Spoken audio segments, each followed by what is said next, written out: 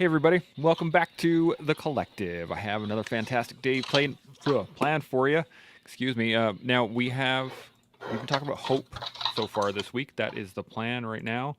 And yesterday we ended up on kind of building a tribe, how to create a team or being a part of something, and how that is played into hope. Now, before we get too deep in the conversation, I do want to say, John, Chad, Clay, always good to see you. Good to have you on here.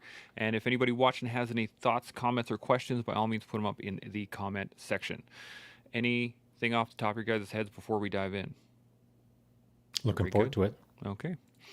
So I was doing some research on this, and I came up with a couple of quotes, but there were a few, and I was reading some stuff, and I went down a bit of a rabbit hole, and I started reading the speech from Winston Churchill about the bombings because of James had mentioned it yesterday and stuff, and I was like, you know what, it's too far. So I went with this. There's an old quote, united we stand, divided we fall.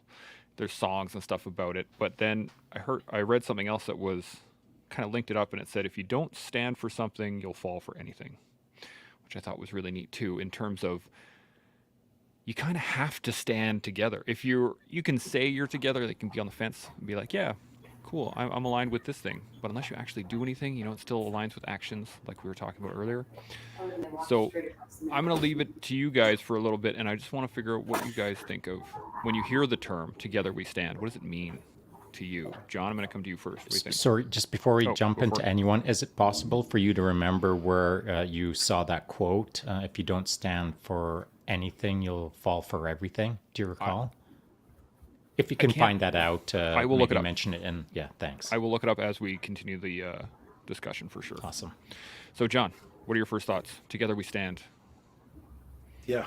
First of all, what's going on, boys? Good to see everybody. This is definitely a bit of a tough one, I think, to get started with. Yeah. What immediately comes to mind for me is I think what we all innately need from the time we're born, right? To belong to something. All of us from the time we're born have an innate need to belong to something, to believe in something, and to strive for something. So at first pass, without getting into the weeds too much and passing it over to the other gentleman on the call, to me, it really speaks to a sense of belonging. Belonging to something that may hopefully be aligned with my values, or, in the case of living in the United States, this idea that I take very seriously and hold very dear to my heart because of the men and women that I work with,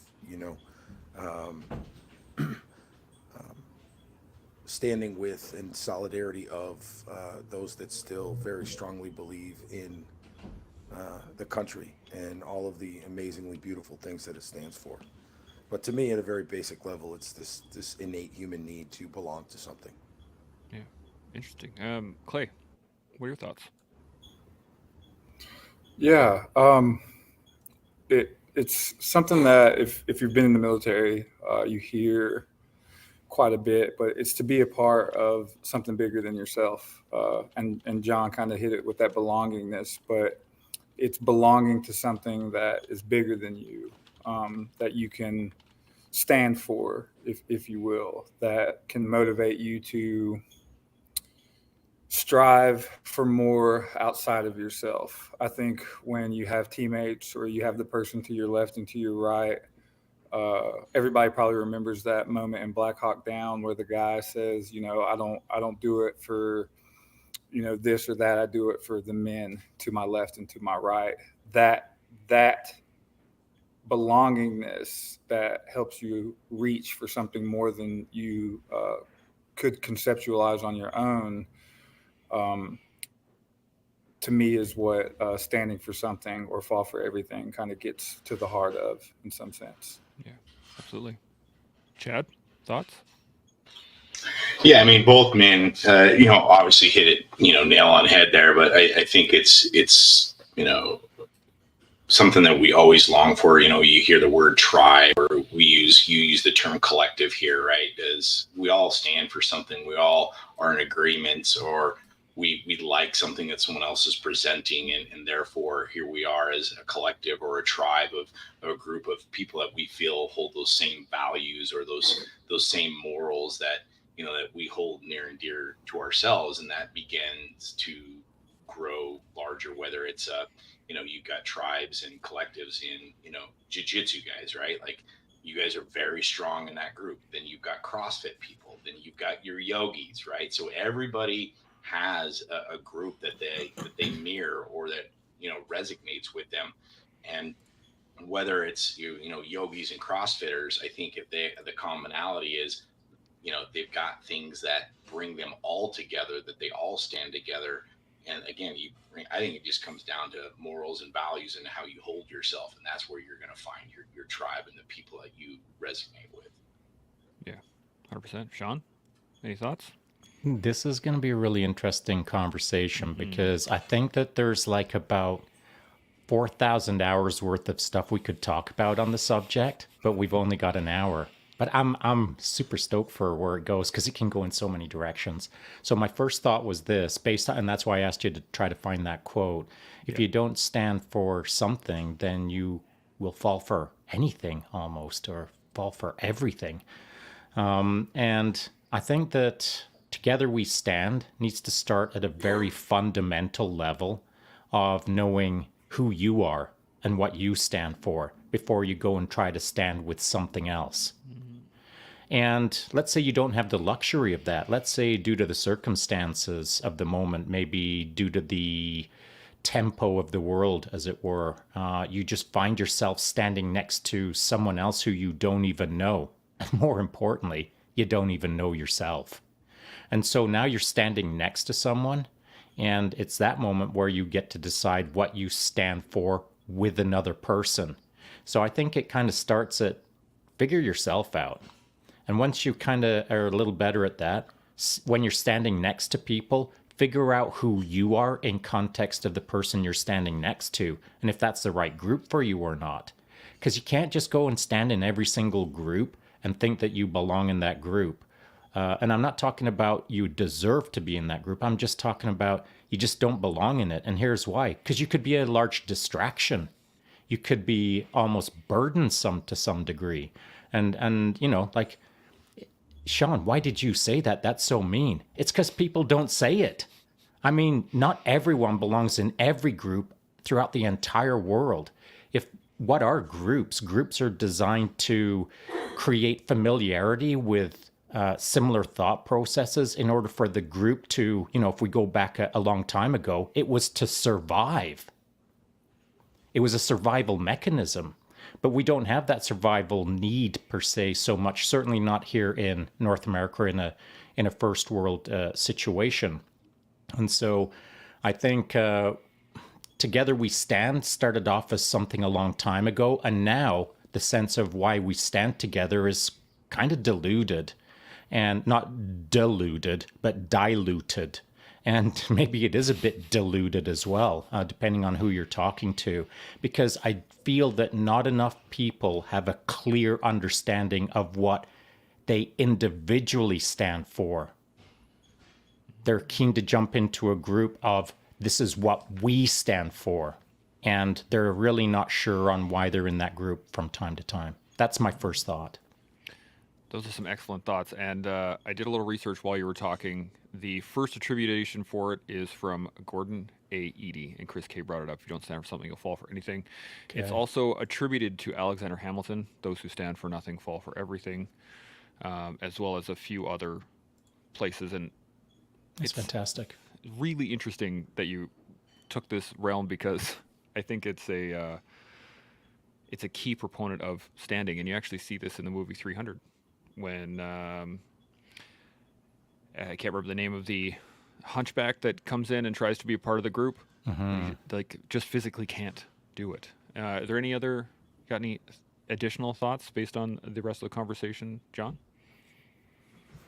I think that, well, as you guys know, I always have thoughts about these conversations, but where Shaun went, I think, is really, really important. for those listening, and even for us as we jump on here to try to grow and get better every time we get on these calls. This sense of living in a way that's aligned with our values, I think, is so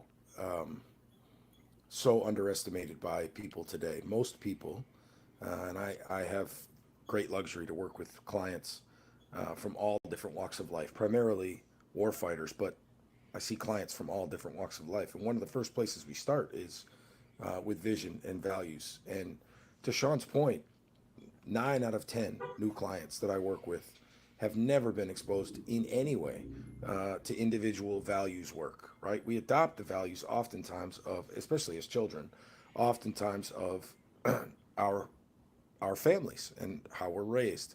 And as we get older and we make our way into groups, whether we assimilate into those groups with intention, i.e., raise my right hand and join the military, or we assimilate into those groups based on a need for survival, as Shaun mentioned, a lot of times the values and the vision of those groups are already established, right? And so we learn to ingratiate ourselves with those groups, never really forming an identity or a value system that is our own.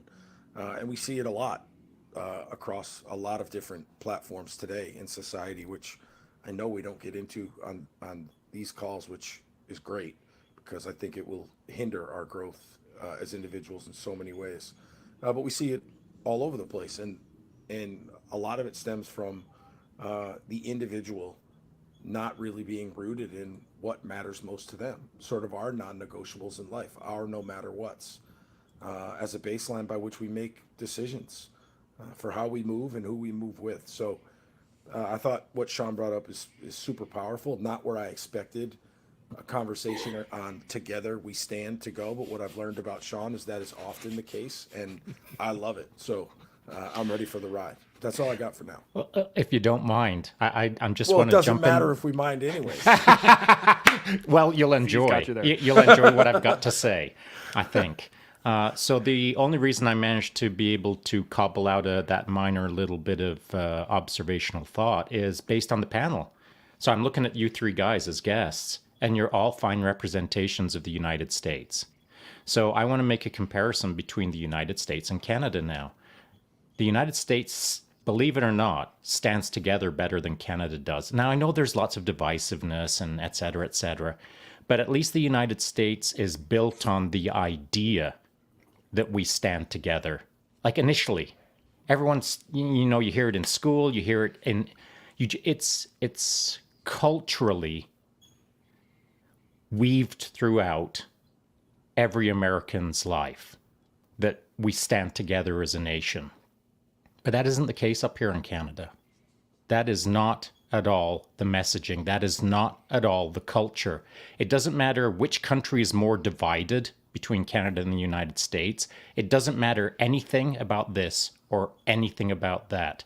What I can easily say is the United States is far more aware of what it means to stand together, because it is a pretty regular conversation. Even if it's not standing together, it's still being talked about on how it's imperative as a nation we stand together. We don't get that messaging up here in Canada. In fact, we almost get the complete opposite. It's so desperately missing, I feel, up here in Canada. But you all are doing a far better job down in the United States. You are raised in the idea, and it was what Clay said. He mentioned, for the country. So I started off talking about as an individual, but already thinking about how well the three guest panels know this better than I do, the importance of standing together as a small group or as a nation. It's all the same thing. It's just that the messaging in the United States is far clearer on the importance of standing together. Whether it does or not is immaterial. At least the messaging is there. It's an interesting thought. I just want to hit on a couple of these comments, just so I don't want to leave them until the end. But Winterstorm, good morning. Chris, morning. And Winter and Cody. Salty, afternoon. Cody, morning, y'all, everybody. And then Cody jumps in at the last minute with "Live for nothing, die for something." It's another great little point there as well. Clay, what are your thoughts on anything that's gone over so far? Yeah, it may be somewhat controversial, but I think to Shaun's first point, where he kind of took it somewhere I wasn't expecting to, but I like it because I think that when we can choose who we stand for and what we stand for, that's a luxury, right? I think here in the United States, with 9/11 just having had happened, that was like a reminder of standing together and not with just your group, right? So I imagine, if I was in Morocco right now and we were two different villages or two different groups, and up until the earthquake, we were feuding, we disliked each other, but in the face of tragedy, guess what? It doesn't matter. It doesn't matter anymore. You don't care about this. You don't care about that. You care about the humanity of the person next to you, of losing home. So to me, kind of to Shaun's point, down here in the U.S., I think there for a long time we really lost sight of that, and maybe we are now a little bit as well with the divisiveness. But 9/11 kind of reminded us of like, hey, this is all one country, one group, one unit, if you will. So those were kind of where my thoughts took me when Shaun was Interesting. Chad, what are your thoughts? So many different thoughts, I guess you'd say. I mean, for me, it took a while to really kind of find, my group. I wouldn't say a lone wolf, but always kind of a lone sheep, right? A black sheep of the family. I kind of did things my own way. I wasn't really dialed in so much in sports. I was more of the socialite kind of the kid. Then I get in the military and kind of find my niche there, and then come out of the military and, then I'm hanging out with wrong crowds and drinking too much and popping pain pills because the back's blowing up, right? So not until probably the last 2 or 3 years have I found more of a niche or more of a group of people that, I can be myself and kind of grow through there. So I think it takes time to really kind of find out, like, who are those people, who are those niches, who are those groups that you want to hang out with and stand together. But like Clay said, I to give that reminder of 9/11, I mean, I don't think there was a more powerful time in recent history where you saw Americans truly come together to stand for something. So I think it's reminders like that to let us know that we're all human. We're all going to make mistakes, but at the end of the day, what do we stand for and what are we standing against? Mm-hmm. Shaun, you got anything else? You're muted, buddy. The sad part for me is, and I'd be curious to see how you guys feel about it, because it's going to be a bit contentious. So you're right. This month, September 11th, is a stark reminder for everyone to start working together better, realizing what we are as human beings, just trying to support each other. It's a great reminder. But go back 20 odd years, go back to 20 years ago. And September 11th, well, the reminder of how important it is to be a cohesive organism lasted several months. And then it kind of started trickling off, and then everyone kind of forgot about the moment until the following September, where it then lasted a month. And then the following September, it lasted 3 weeks, then 2 weeks, then 1 week, then 2 days. And now here we are. It's like a TikTok moment where it's a flash for a day. Everyone jumps on board, rah, rah, sis, boom, bahs. And then the following day, maybe an effort to say, look how we all kind of banded together for 10 minutes on September 11th, just yesterday. Go team. Well, next year, it'll last 2 minutes, and then it'll be 1 minute, then it'll be 10 seconds. And the only way that these kind of things can remain as important reminders is by talking about them like we are right now. And the importance of not just the act of remembering the moment, but remembering why we're remembering the moment, to band together, Sometimes I think that the messaging is all about the moment rather than the monumental gathering of a continent to act together. It becomes about the two towers, which, I mean, look, what can I say? I can't say anything right in this moment. If I say much more about the moment is just about two towers rather than, and that's the imagery that is pushed out constantly, that just the two towers, the plane crashing into one of the towers. That conversation is the conversation for that day. But it's not about that. And please, for the love of all things good, nobody misconstrue what I'm saying. I'm saying that the towers was the occasion. The moment after the occasion is the importance of considering what we're going to do about it. And that moment was 20 odd years ago. But today we're not thinking about what we're going to do about it as a continent to come together.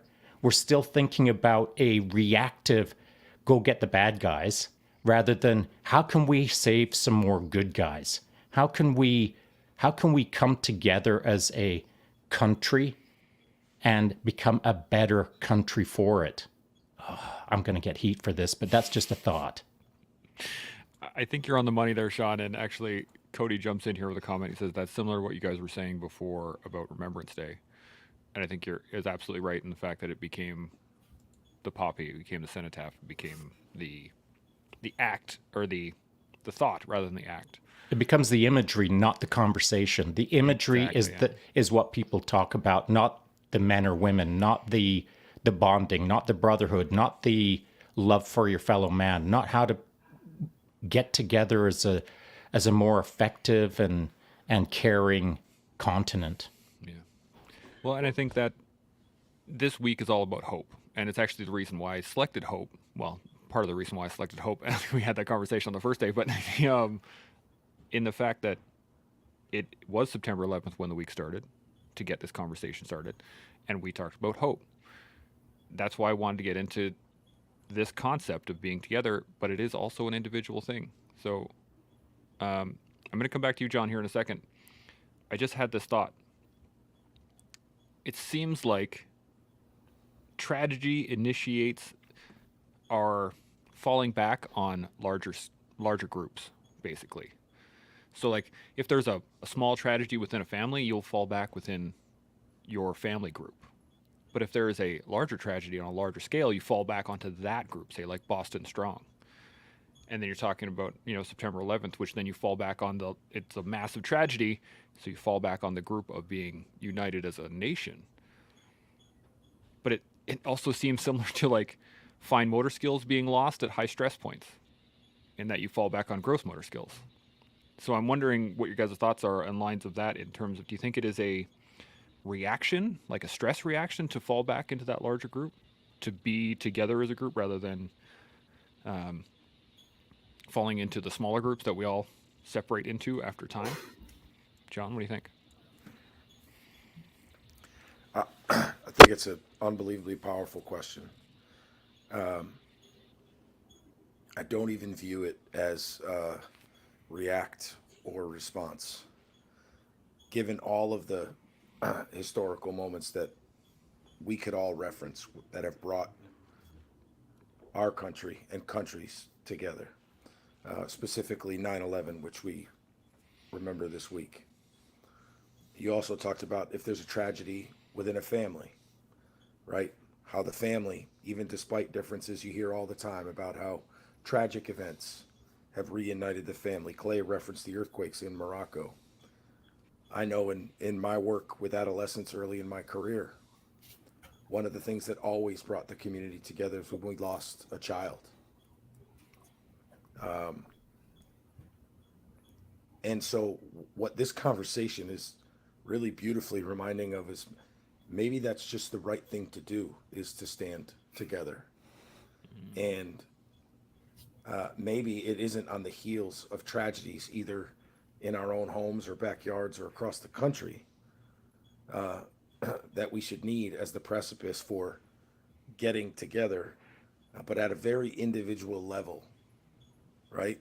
at a very individual level, we seem to live in a world now where we are very quick to point out or to look for what separates us instead of what unites us. I believe that people are inherently good. I believe that. Some people say it's naivety. I don't believe it is. I believe people, most people, are inherently good. And so, as an individual, I feel like I have a responsibility to find out what my commonalities might be with those people before I look for the things that I might not like so much. And not every person that I'm going to connect with will I develop a relationship with like I have with Clay over the years, or other people I consider my brothers and sisters. But I can certainly find the good in them. If I'm going to extend the effort to find the things in them that bother me, my choice is to extend the effort to find the things in them that I can accept or learn from or grow with. And that's on a micro scale. That's on an individual level. But Chance, as you and Shaun both talked about tragedies and 9/11 specifically, or tragedies even in our own homes, what you guys made me think about is, man, they're so right. It's through the face of these tragedies that we ignore. We could care less about the things that we don't agree with in these other groups. None of it matters. What matters is we get side by side with these men and women and we begin to do the job of rebuilding. And not just rebuilding physically, but rebuilding our spirits, our hearts, our minds. And what a responsibility that we have and an honor that we have as individuals, maybe to try to do that on our own level. When we engage with people, let's not think about why we are better or superior or greater than, or let's not look for what's different about them before we begin to look at what might unite us and bring us together. Absolutely. Chad, any thoughts on that? Yeah, I had kind of an aha moment when Shaun was talking about some stuff, but kind of I guess goes back to taking a stand. And for me, it's mental health, right? Because I had my own struggles with it, and so Mental Joe, right? We want to bring more light to this stuff. Right now, September is Suicide Awareness Month, right?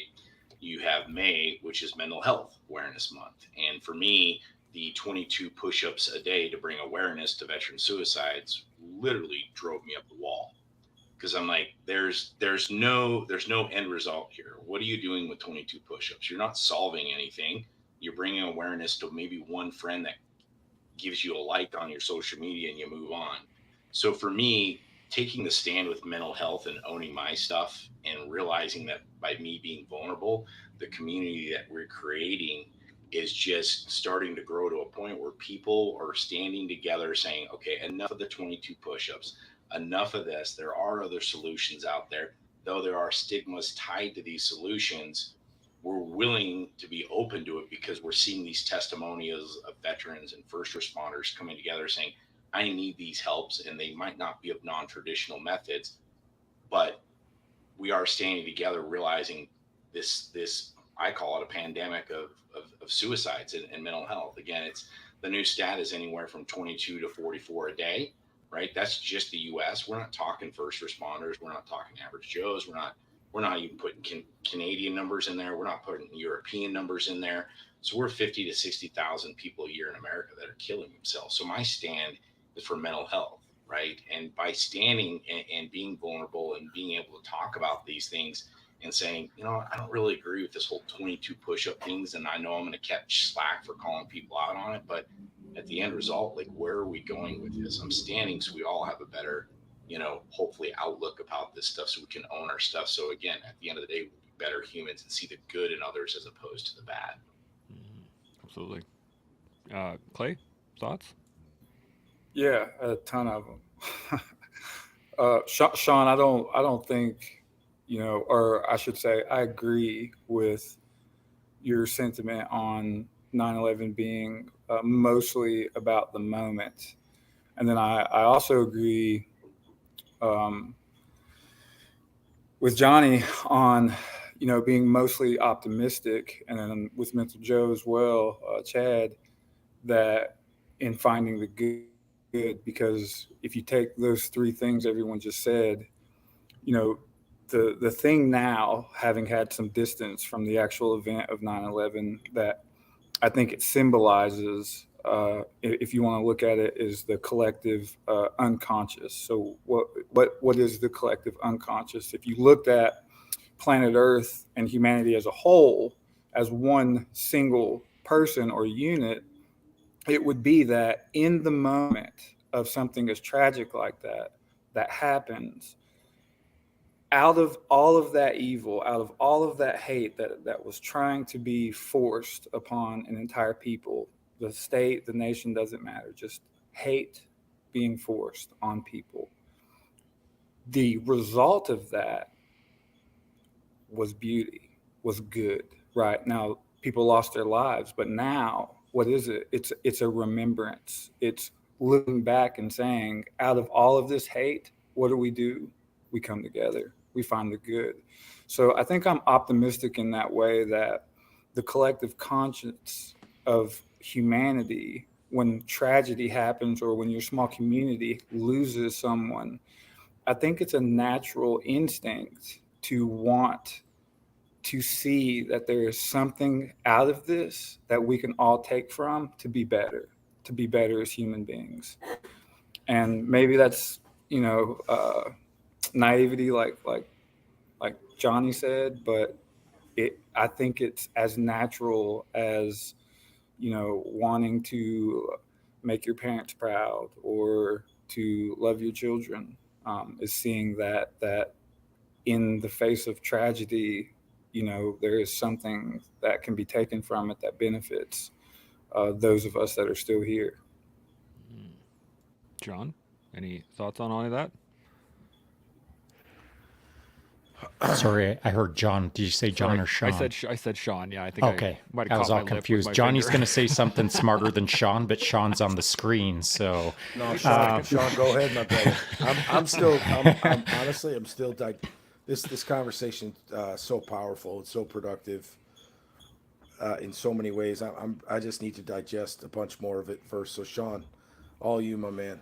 Well, I'm digesting in real time. What I was thinking was what Clay had mentioned when he was talking about 2 villages in Morocco, how, he proposed as a thought experiment, not as a reality, we'll say, but 2 villages perhaps feuding.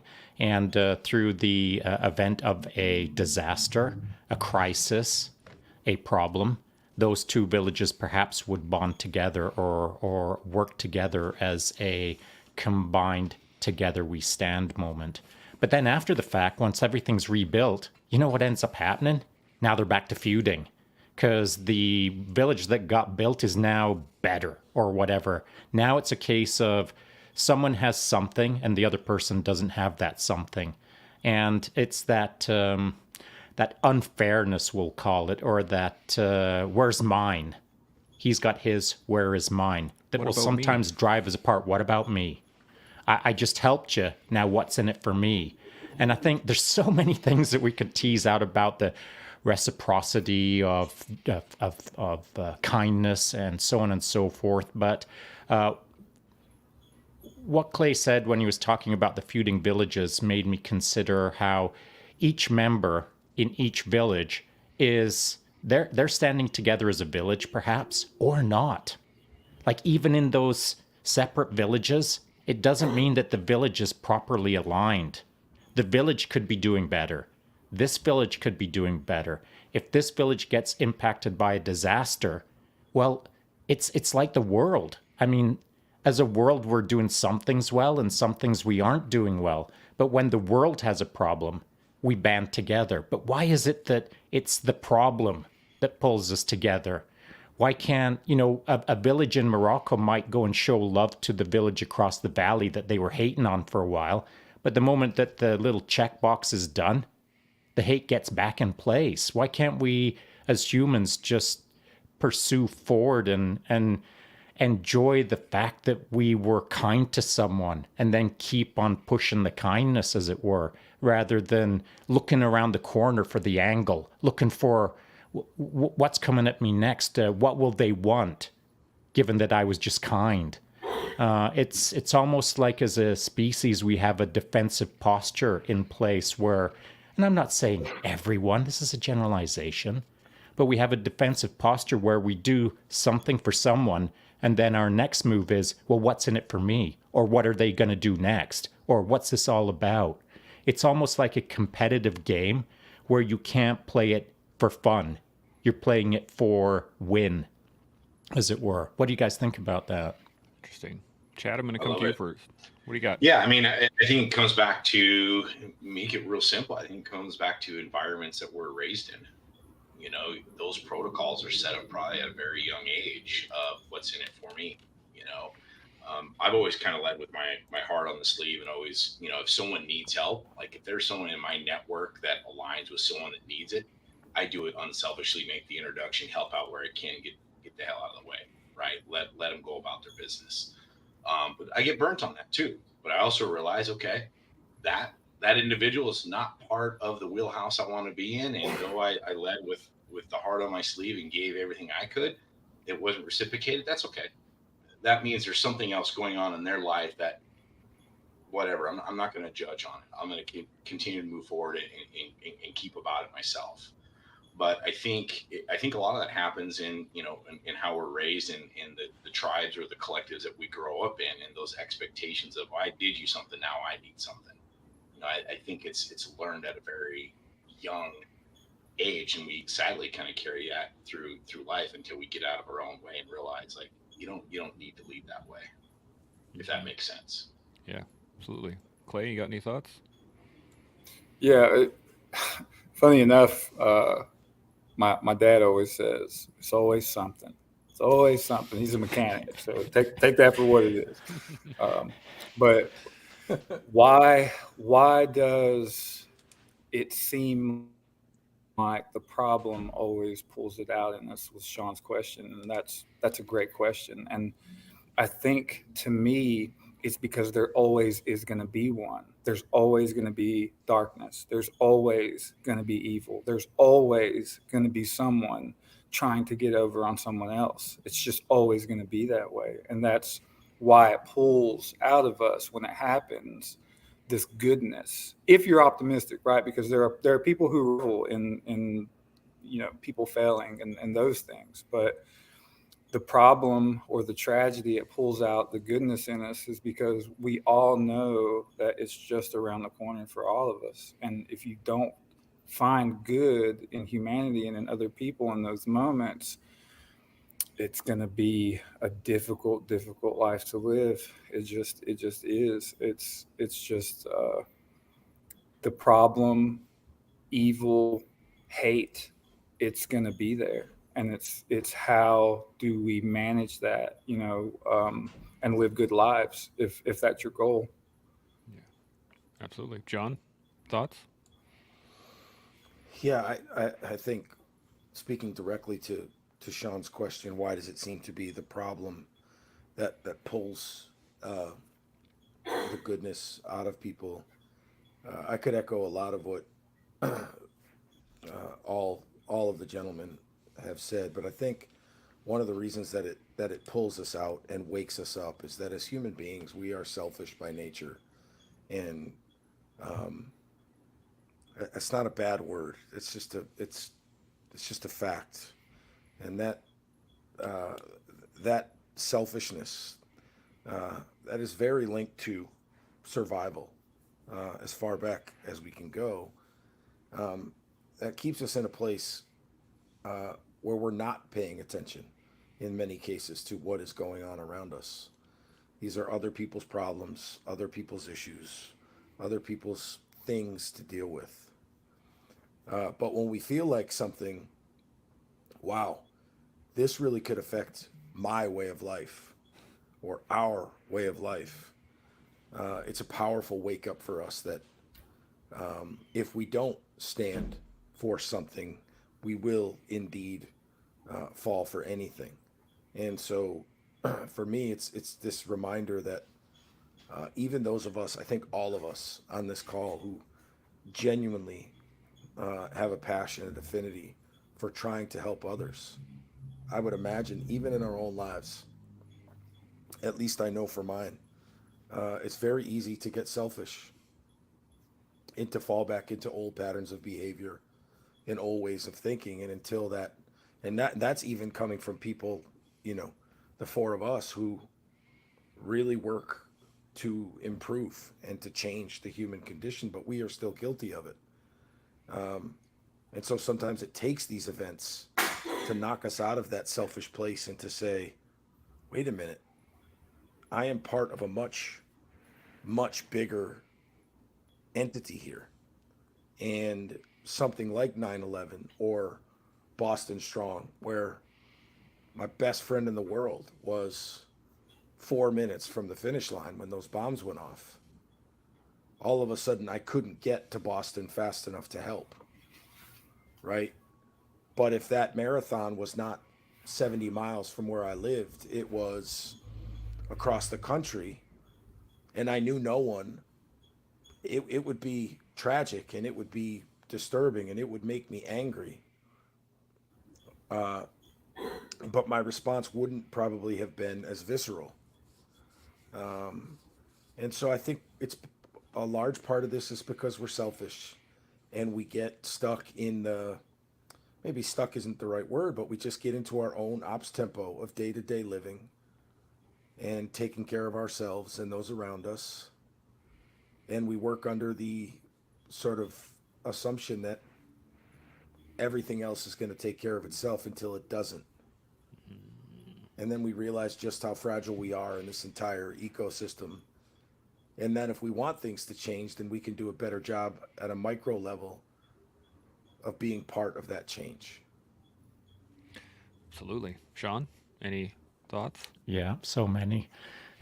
I'll just say this, that what I'm hearing is a great example of understanding, as Johnny just said, the relative ease to help someone. And I'm not suggesting that, you know, Johnny only helps people if it's easy, and if it's a little hard, then forget about it, I ain't helping you. Obviously, that's not what I'm saying. What I am saying is he's making a distinction between what's easy and what's hard. And hard isn't just like a thought. Hard is also based on resources, time and money. And so Johnny might be across the country from Boston and will execute a flight across the country to go and help out as best as he can if he has the resources, if he has the time available, and if he has the money available. But without resources, it's hard to be an international globe hopper superhero. It just is. And so then if you don't have the resources to be able to go and help when the feeling strikes you that you want to help someone based on the circumstances at hand, well, figure out a way to help locally where you don't need to deploy a lot of resources. As part of the resource equation, you've still got your time, and you can hand out your time accordingly, charitably, correctly, righteously. Protect your time, use it wisely, of course, but do good with it. And so you don't need a lot of money to do that. You can do it in your spare time if you want. And what do I mean by deploy some time to help your small community? Even if it's volunteering, it's still, you're standing with a group in your local community or in your province or state, as it were, whatever region of the world you live in. So resources, if you have them, no matter how small or how large, it's for you to decide the importance of the moment and what you can deploy against that moment. When 911 happened, not everyone had the ability to immediately transport or beam to the location and start helping. And if a person across the country had almost no resources to deploy against that moment, well, whatever time they had, maybe it was 10 or 15 minutes in their little town in the middle of nowhere, they were like knitting things for people. They were collecting groceries to send. They were doing things that made them feel like they were in the game helping. And I think that's critical, man. Like, you don't have to solve all of the world's problems. You've just got to get to work on the problems with whatever resources you've got. And that's what brings people together in a way. If I see someone who's got very little resources, but they're in the game of trying to make a difference, I got all the time in the world for them. If I see someone with a lot of resources and no time to give to humanity to help, they ain't my cup of tea, man. I ain't standing next to them. So that's the first thing that came to mind. The second thing is a bit of a different conversation, if you don't mind. It's standing together with a group and feeling like you belong in that group and feeling like the group is doing righteous stuff. You're making a change for mankind. That's fantastic. But don't just stand in that one group. Go stand in some other groups as well, and here's why. I feel, this is my opinion, I could be way off base, but I feel for Shaun, I work best when I'm in a Venn diagram. So I'm involved in various Together We Stand groups so that I better understand how to stand in the middle of that Venn diagram based on the influences all around me that I'm part of, so that I can better understand how I serve all of them by serving all of them. They all teach me what Shaun can do for each group. And as each group teaches me how I can stand better with them, it helps me form my own sense of, if I was going to do a Together We Stand group, what would I want? How would I run it? How would I deploy my resources? What kind of difference would I like to make in the world? These are thoughts that you should have out there if you're listening. But I'm not suggesting that we all put on our super imagination hats and think we're the ruler of the universe. That's not what I'm saying. All I'm saying is think about something bigger than you've ever thought about before. What you can bring to bear in your dream world of making the planet better. Come up with the idea and then start looking around your Venn diagram of the groups that you're in and pulling down on some resources in those various groups to see if there's any merit to your idea on how to get people to stand together in a group that you think is important.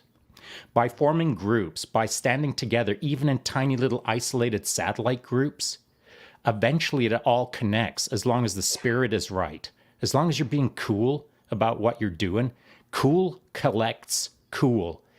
It connects with cool. And we just don't have enough freaking coolness in the world right now. I think it's a great point. It reminds me a lot of the propaganda artwork from World War II, actually, because most of it was stand together. We all have our jobs to do. Everybody do your part, and it was always about not the non-flashy jobs, right? There was always a picture of the infanteer, and then there was a guy in the factory. You know, it was the lady with the sleeve rolled up. There was all these imageries that were designed to be about understanding that every job mattered, that every little bit mattered, I think, is the key point of those imagery. So it is, but the messaging matters. It's what the messaging is messaging. And so almost exactly a year ago, I was standing in the museum in Caen in France, right next to the D-Day invasion spot. Whereas I walked through that massive museum, which, by the way, if you ever get the opportunity, you need to spend like a full day in there. As I was walking around looking at the imagery, the Nazi propaganda that was being put out, depending on how you look at it, you can easily nod your head and think, oh, yeah, that makes sense. I see where this is going. Yeah, totally, I'm buying into that. Because the population was being controlled to some degree through propaganda. And unless you really sit back every once in a while and think, am I in the right group? Who am I standing with right now? What does this mean to me? Not what does this mean to the group? You've got to do reality checks on yourself. Once you step into a group, you can't enter into full-blown mind hive. You cannot become the group. You are a part of the group that has a responsibility to kind of reality check the group, as it were. And if you feel that you're in a group and you don't have a voice, if you feel like you can't say, whoa, whoa, whoa, this is getting a little crazy. Now we're talking about doing what? If you feel that you can't say that, well, you're in the wrong group. So if whatever group you're in, if something's going a little astray, it is your responsibility to speak up. And if that means that's the last day you're in that group, so be it. You always got to do the right thing. Yeah, 100%. John, you got any thoughts?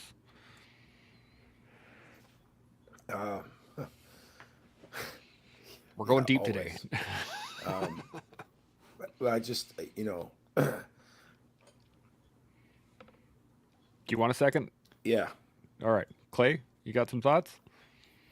Yeah, I've known Johnny for a long time, and he's never been speechless before in his life. So this is like, this is Magic moment right record this. We're Brother, sending I'm this working to level my comments. That's the I'm clip. working to level my There's the comments. clip right there. 90-second clip. Yeah. Bam. Yeah. Appreciate you, Clay. I No. love you, man. Yeah, same back at you, brother. No, so Shaun, when I listened to Shaun, it immediately gave me like that light bulb of like what. So when he brought up the Venn diagram and someone being able to, you know, go from group to group to group, that's leadership. Like not everyone can do that. Not everyone can be a part of this group and then go to this group and go to this group. And that's why I think like the time is now for that what would you call it? The mindful operator, the tier one leadership. That's why people want that so badly. And it doesn't even have to be tier one, right? It's even veterans that can lead. Like the call to action is like right now is that time to be the leaders in the communities, right? When we have these problems, someone like Shaun doesn't see the problems. Not speaking for you, Shaun, but you give me that vibe that you don't see problems, you see something to go accomplish, and that mindset is much needed and sought after, I think, just in general, like in the world. And the time to be that leader for veterans, for humanity, it's kind of like right now, right? I mean, I hate to be, I'm not speaking hyperbole, but it's a sought after thing, and Shaun exudes it, and other people want that, and they want to be that. And when I hear you talk about, these tragedies happen or this happens, and it's like, hey, allocate your resources. If you don't have this, then you need to go accomplish that. If you have trouble over here, figure out how to help out over here. That is not common. That is not a common thing that people in towards. Now, the thought process is there, that the process is there, but it's not a common thing that people will just snap to and say, oh, you know what, you're right. I don't have these resources, because a lot of people, they just give up immediately. They just give up. Oh, I don't have the resources. That's it. I guess I can't do anything. But that leadership mindset, that don't see the problems, see solutions mindset, is what I think this conversation kind of is getting towards, or is getting at in some sense. Yeah. Chad? Or actually, John, I'll come back to you. You got some crystallized thoughts? I think both Shaun, Clay, Chad, everybody, I think what we're all sharing in different ways, there's a huge difference between